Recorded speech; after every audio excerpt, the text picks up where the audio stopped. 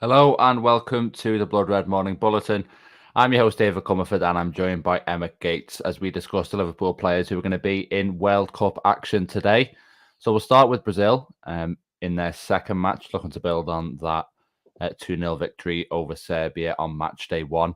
Alisson has had a little bit of illness coming into this game, but from what I read, has taken part in some elements of team training yesterday. So hopefully he'll retain his place. Obviously, Edison ready to step in if he doesn't. But rather than maybe looking at this game in too much depth that Brazil have today, I want to think more about what the World Cup might mean for Alisson. Starting with his sort of standing in the modern game. So I've seen quite a lot of talk in the coverage, and obviously they played yesterday, about Courtois maybe being the best goalkeeper at the World Cup. Does Alisson have the chance to prove that he is actually number one? Because this is really the stage where most of the world's best goalkeepers, with only one or two exceptions, are all kind of competing and trying to show what they've got. Yeah, I mean, yourself, things like this are always subjective. For every person that says, Courtois, there's always someone who says Alisson or Edison or, whatever goalkeeper you want to insert into the conversation. But I think due to the nature, I would say, of Brazil's group, I don't think they're going to be. I mean, and saying that, you know, Serbia made life difficult for Brazil in their opening game. It wasn't a walkover by any means. A decent Serbia team at that. So I don't know if Alisson is really going to be that overly challenged in the three games. I think you may see, the point you're trying to make there, but him being one of the best in the world, you might see it the further Brazil go into the competition, and you'll see a big step up in quality of teams of the opposition. So I think it's hard to you won't see Alisson overly tested. I don't think in these three games. I mean, keeping a clean sheet at a World Cup is always a goalkeeper's first objective. Um, but I mean, if Alisson is starting ahead of Ederson, then that kind of is proof in itself that he is in the conversation for the best goalkeeper in the world at this point. But yeah, I do think it's more a case of the further Brazil advance into the tournament, they come up against tougher opposition, then he'll be challenged more, and then you will see how good of a goalkeeper Alisson is.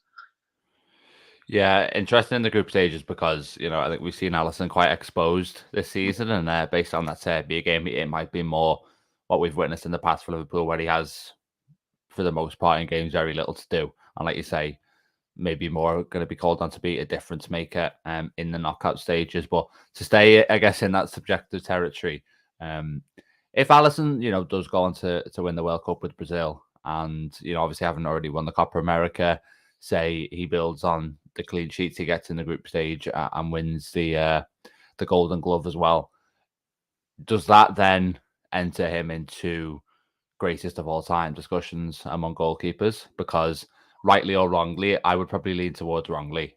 But the way it works is individuals are judged kind of on team accomplishments in terms of their legacy. So, I mean, it's got to put Alisson sort of up there, surely, if he is able to do this on the global stage.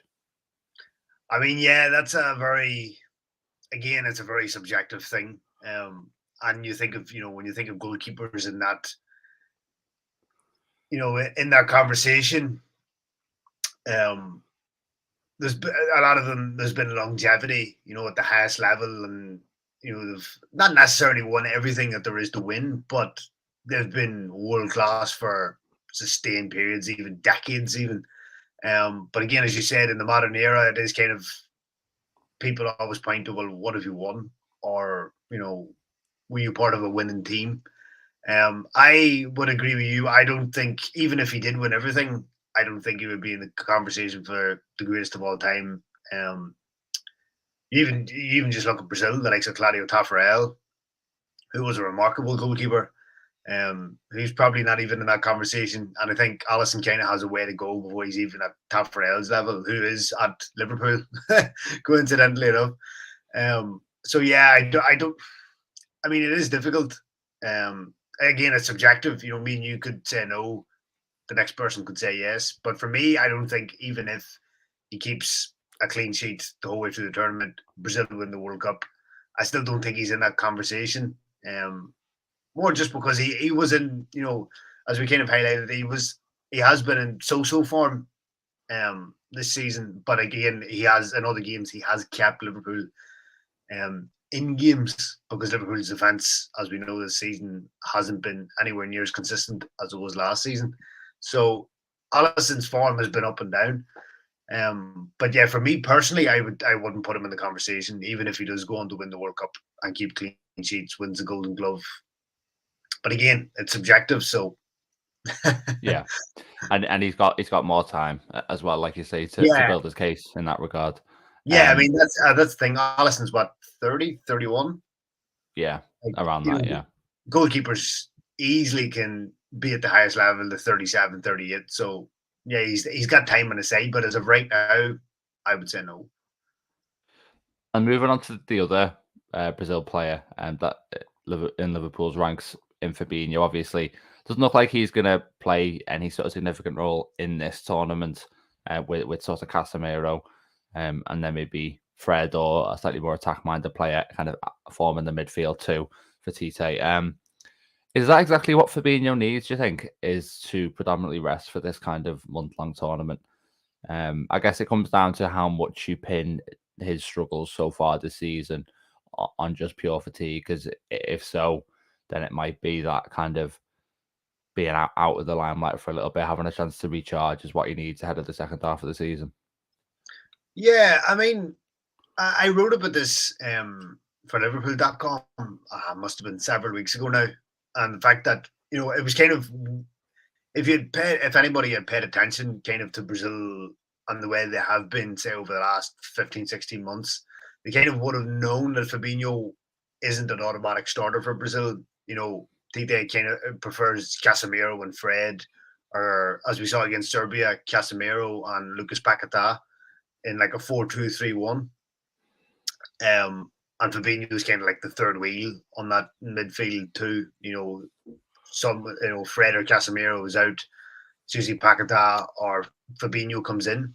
But I do think that this is actually, it's a blessing in disguise. From a Liverpool perspective, it's a blessing in disguise because I do think he has been burnt out in the first half of the season due to the fact that there is no one else in the squad that can interpret the role that Fabinho does for Liverpool like Fabinho.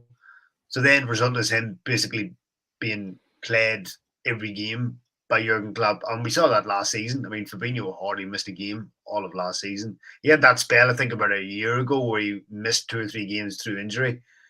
But having no replacement for him is kind of, it's come back to hurt Liverpool in the start of this season because to me, he looks fatigued and burnt out.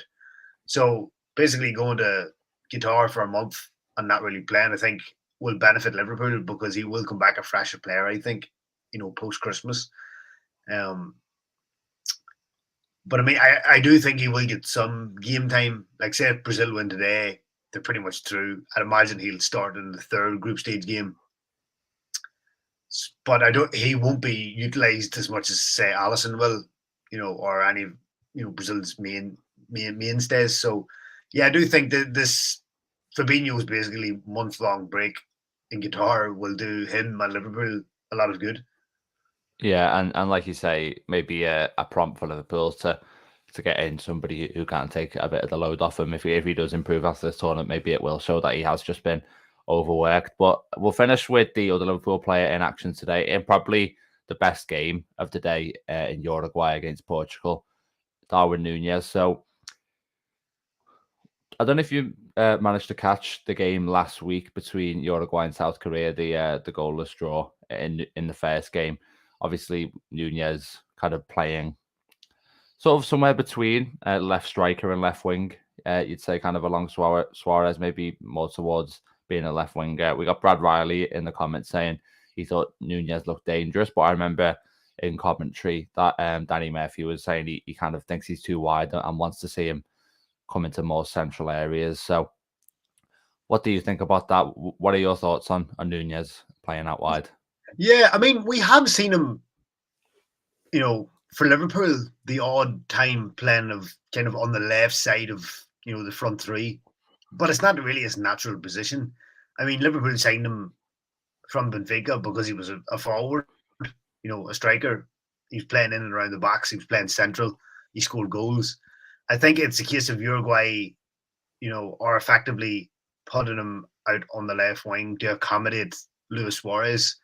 And I actually have seen talk on social media that Suarez should be dropped at this point, which I don't think is the case because he's achieved, legendary status in his home country, and it's got to the point now until he retires, he's more or less going to be a first pick. But I do feel like Nunez is going to be it's going to affect him in the sense that he is going to be forced out on the left until basically Suarez calls it a day for the national team, and then Nunez can gradually, succeed him going through the middle. But I don't really think it suits him. He has flashes of it, and we have seen them flashes for Liverpool. But yeah, his best position is in the central striking position, so you kind of need to play him where he does his best work. But yeah, obviously, for national teams, sometimes it's not like that. You basically have to put players in positions they don't really want to play because you have to accommodate other players. And I think we're seeing that now with Uruguay. But at the same time, he still has, if he does get a chance, Nunez still has the quality to finish it. The same as Suarez, his legs aren't what they were 6, 7, 8 years ago. But if you get him the ball in front of goal, he will score. But so, yeah, I'm really looking forward to this game. I think it'll be a good clash of styles. And I'm not really sure how it'll go, to be honest. I mean, you think on paper Portugal should win, but I mean, they were kind of lucky against Ghana at times. So, yeah, it'll be an interesting game for sure. Yeah, Uruguay probably under a bit of pressure as well after failing to win that first game. And I feel like it might end up being a little bit of a sort of scrappy battle, this one. I think they played each other in 2018, and it was a bit of a dogfight of a 0-0 draw, if I remember right. So maybe we'll see something along the lines of that this time as well. But yeah, that is going to do us for today. Hopefully Nunez does get some more chances through central areas, because I've got him in my World Cup fantasy team. So I need him to deliver before the end of the group stage, ideally. But yeah, we'll be back tomorrow, no doubt, to reflect on these performances. So yeah, until then, make sure you read all the written content on liverpool.com that goes up today. And yeah, we'll see you tomorrow.